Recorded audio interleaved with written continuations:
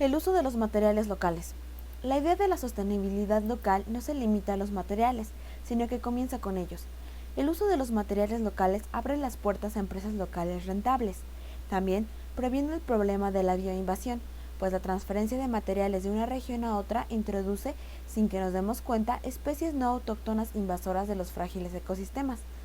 La plaga del avellano, responsable de la desaparición de los avellanos en Estados Unidos, llegó al país con una pieza de madera de China. El avellano había sido uno de los árboles dominantes de los bosques del este. Las demás especies nativas habían evolucionado junto con él y ahora han desaparecido. No consideraremos solamente los materiales físicos, sino también los procesos físicos y sus efectos en el entorno circundante.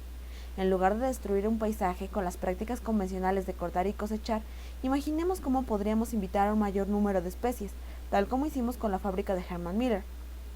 Al considerar la sostenibilidad, tanto local como globalmente, comprenderemos que, al mismo modo que no es viable envenenar las aguas y el aire locales con residuos, es igualmente inaceptable enviarlos aguas abajo o enviarlos al otro lado del mar o a otras costas menos reguladas. Tal vez el ejemplo extremo del uso de los materiales locales esté en el procesamiento de los residuos humanos. También es una aplicación fundamental del principio de basura igual alimento. Hemos trabajado en el diseño de plantas depuradoras de aguas residuales basadas en la bioremediación, la descomposición y purificación de los residuos por la naturaleza, para sustituir el tratamiento con química dura tradicional de los excrementos. El biólogo John Todd llama a estos sistemas máquinas vivientes, porque utilizan organismos vivos, plantas, algas, peces, crustáceos, microbios y muchos más, en lugar de productos tóxicos como el cloro, para depurar el agua. Estas máquinas vivientes se suelen asociar a entornos artificiales creados en invernaderos, pero han adoptado todo tipo de formas. Algunos de los sistemas que estamos integrando actualmente en nuestros proyectos están diseñados para funcionar en el exterior y a lo largo de todo el año, en todo tipo de climas. Otros son marismas artificiales o incluso bancos de juncos flotantes en lagunas tóxicas, completados con pequeños molinos de viento que remueven el lodo. Para los países en vías de desarrollo, esta forma de depuración de aguas residuales representa una estupenda oportunidad de maximizar los flujos de nutrientes y de implementar acto seguido en plan de acción nutricional. A medida que los trópicos se desarrollan rápidamente, se expanden las poblaciones y se incrementa la presión para la limpieza de los efluentes y el grueso de las aguas a las que normalmente van a parar estos. En lugar de adoptar una solución de tipo talla única, altamente inefectiva a largo plazo, alentamos a estas culturas diversas a desarrollar nuevos sistemas de tratamientos de residuos urbanos que hagan que los desechos equivalgan a alimentos. En 1992, un sistema modélico de tratamiento de residuos desarrollado por Michael y sus colegas entró en funcionamiento en Silva Jardim, en la provincia de Río, en Brasil. Se fabricó localmente utilizando tuberías de barro que acarreaban las aguas residuales de los residentes en el pueblo hasta un gran depósito de decantación, y de allí a una secuencia intrincadamente interconectada de pequeños estanques repletos de una sorprendente diversidad de plantas, microbios, gusanos, peces y crustáceos. El sistema estaba diseñado para recoger los nutrientes en cada etapa del proceso y para producir agua limpia y potable como subproducto. Los granjeros competían entre sí por el acceso a esa agua depurada y a los valiosos elementos del lodo, nitrógeno, fósforo y otros como fertilizantes para la agricultura. En lugar de ser un elemento del pasivo, los residuos eran desde el exterior percibidos y tratados como un activo de gran valor. Estamos trabajando con una comunidad en Indiana que lo que hace es simplemente almacenar sus lodos sépticos, los residuos sólidos de las aguas negras, en depósitos subterráneos durante los gélidos inviernos. En verano, cuando el sol brilla durante largas horas, las aguas sépticas son transferidas a un gran jardín y a marismas artificiales al aire libre, en donde plantas, microbios, hongos, gusanos y otros organismos depuran y usan los nutrientes con la energía del sol. Este sistema es localmente relevante por varios motivos. Por un lado, trabaja acorde con las estaciones del año, optimizando la energía solar cuando está disponible, en lugar de forzar el procesamiento en invierno, cuando la energía solar es escasa. Por otra parte, utiliza nutrientes y plantas locales, en un proceso que devuelve agua potable al acuífero y que mantiene un precioso jardín. La comunidad acaba teniendo millones de plantas de tratamiento de residuos, un ejemplo vivo de lo que es la biodiversidad. Adicionalmente, en este caso, hay que tener en cuenta que solo había un sitio lógico para la instalación de la planta de tratamientos de aguas residuales, en los límites de la comunidad y cerca de una autopista, que casualmente está aguas arriba. A causa de que los vecinos han percibido los efectos de sus aguas residuales, estos se lo piensan 2 veces antes de verter a través del fregadero una sustancia peligrosa, o las que son una mezcla de materiales técnico y biológico. Les resulta evidente que sus efluentes importan, no de una manera abstracta, sino a gente real y sus familias, e incluso, aunque hubiéramos podido alejar esa instalación, hubiéramos hecho bien en actuar como si hubiera estado en donde realmente está. En términos planetarios, todos estamos aguas abajo. La conexión a los flujos de energía naturales. En la década de 1830, Ralph Waldo Emerson viajó a Europa en un barco de vela y volvió en uno de vapor. Si interpretamos simbólicamente este episodio, podríamos decir que fue un navío reciclable movido por energía solar, en el que actuaban operarios que practicaban antiguas técnicas al aire libre, y que volvió en lo que está condenado a convertirse en un desecho de metal oxidado que vertía aceites al mar y humos al cielo, operado por hombres que, en la oscuridad de sus entrañas, lo alimentaban con combustibles fósiles a través de las bocas de las calderas. En sus diarios de vuelta en el buque de vapor, Emerson apuntó la carencia percibida de lo que describió como la conexión a la energía eólica, la fuerza del viento. Se preguntaba sobre las implicaciones de esas cambiantes conexiones entre los humanos y la naturaleza. Algunas de esas implicaciones podrían haberle provocado desmayos. Con los avances de las nuevas tecnologías y de las fuentes de energía bruta, como los combustibles fósiles, la revolución industrial dio a los humanos un poder sin precedentes sobre la naturaleza. Ni tan débiles frente a las vicisitudes, ni tierra, ni en mar. Podían dominar a la naturaleza para conseguir sus aspiraciones como nunca habían imaginado. Pero durante el proceso se había producido una desconexión brutal. Las casas, las construcciones y las factorías modernas, incluso ciudades enteras, han quedado tan desgajadas de los flujos de energía naturales que, virtualmente, son como barcos de vapor. Fue Le Corbusier el que dijo que la vivienda era una máquina para habitarla, y glorificó a los barcos de vapor y a los aviones y a los automóviles y a los hilos elevadores. La verdad es que los edificios que diseñó gozaban de ventilación natural y de otros elementos amigables, pero al ser capturado su mensaje por el movimiento moderno, evoluciona hacia un diseño mecanicista igualitarista. El vidrio, el material heroico que podía conectar interiores y exteriores, se utilizó para separarnos de la naturaleza.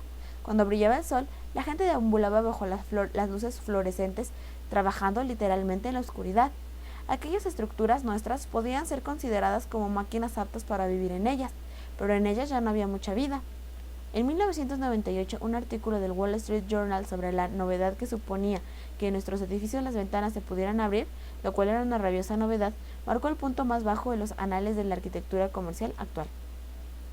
Esto está muy lejos de las cajas de cerillas que eran las viviendas coloniales de Nueva Inglaterra, construidas con la fachada hacia el sur, para que las principales ventanas de la casa maximizaran la posición del sol de invierno. En verano, las hojas de un gran arce al sudoeste protegían del sol. Un hogar central y la masa de su chimenea de tiro distribuían el calor en el corazón de la vivienda, y el techo bajo en la cara norte alejaba la masa de aire caliente del frío, con la protección adicional de una cortina de siempre vivas cultivadas expresamente a tal efecto. La estructura y el paisaje circundante trabajaban conjuntamente como un diseño total. Es fácil olvidar que el reflejo de la era postindustrial basada en los combustibles, que no solo los materiales y las costumbres locales, sino también los flujos de energía, tienen un lugar de origen. En partes del mundo menos industrializadas, sin embargo, siguen vivas formas más creativas de captura de los flujos energéticos. Los pueblos aborígenes de la costa de Australia tienen una estrategia sencilla y elegante para el aprovechamiento de la energía solar. 2 palos en forma de horca con un simple travesaño arriba sirven de armazón a pedazos de corteza superpuestas como las tejas de un tejado. Una estructura orientada hacia el sur en los meses más fríos permite a los habitantes sentarse mirando hacia el norte más templado, y en verano mueven la estructura hacia el norte para ocultar el sol y poder sentarse en el lado opuesto a la sombra. Toda la construcción consiste en unos cuantos maderos y pedazos de corteza adaptados ingeniosamente a las circunstancias locales.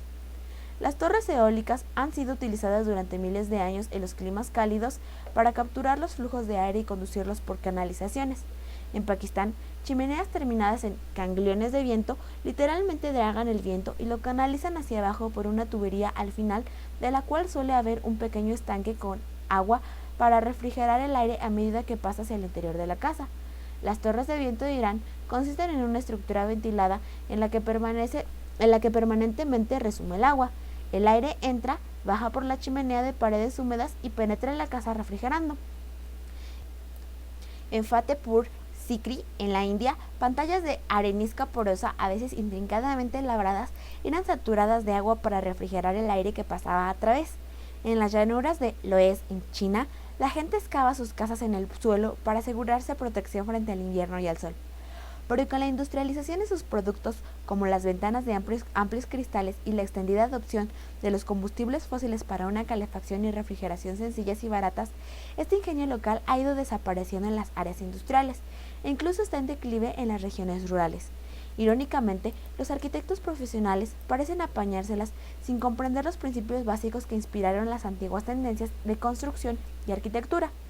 Cuando Bill dedica charlas a arquitectos, suele preguntar quién sabe localizar el sur real, no el magnético o el de los mapas, sino el auténtico sur solar, y normalmente se encuentra con pocas o ninguna mano levantada, y lo que es todavía más extraño es que nadie pregunta cómo. Estar en conexión con los flujos naturales nos permite repensar todo bajo el sol, los conceptos mismos de central energética, energía, vivienda y transporte.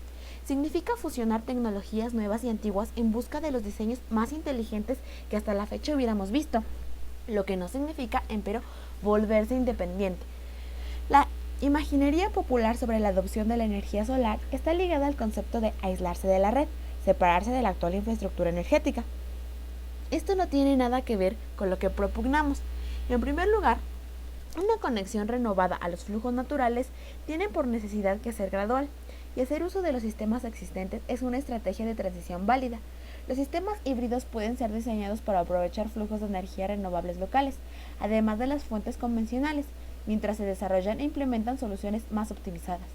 En algunos casos, la energía solar, como la eólica o la mini hidráulica, pueden ser canalizadas hacia el actual sistema de distribución de energía, disminuyendo drásticamente la cantidad de energía convencional necesaria e incluso ahorrando dinero. ¿Esto es ecoeficiencia? Sí, se mire como se mire, pero se trata de la ecoeficiencia como herramienta al servicio de una visión más amplia, no como un fin en sí mismo. A largo plazo, de lo que trata la conexión a los flujos de energía naturales es del restablecimiento de nuestra conexión fundamental a la fuente de todo buen crecimiento en el planeta, el Sol, esa tremenda central de energía nuclear situada a 150 millones de kilómetros, exactamente donde nos gustaría que estuviera. Incluso a esta distancia, el calor del Sol puede ser devastador e impone un saludable respeto hacia la delicada orquestación de circunstancias que hacen posible los flujos de energía naturales. Los humanos nos criamos en la Tierra bajo estas intensas emanaciones de luz y calor únicamente porque miles de millones de años de procesos evolutivos han creado la atmósfera y la superficie que soporta nuestra existencia, la Tierra, la vida vegetal y la capa nubosa que refrigera el planeta y distribuye por él el agua, manteniendo la atmósfera en un rango de temperaturas en el que podemos vivir. Por tanto, restablecer nuestra conexión al Sol es algo que, por definición, incluye en primer lugar mantener la interdependencia con todas las demás circunstancias ecológicas que hacen posible los flujos naturales de energía. A continuación presentamos algunas reflexiones sobre la optimización del uso y la producción de energía, así como algunos ejemplos al respecto en los que la diversidad juega un papel crucial.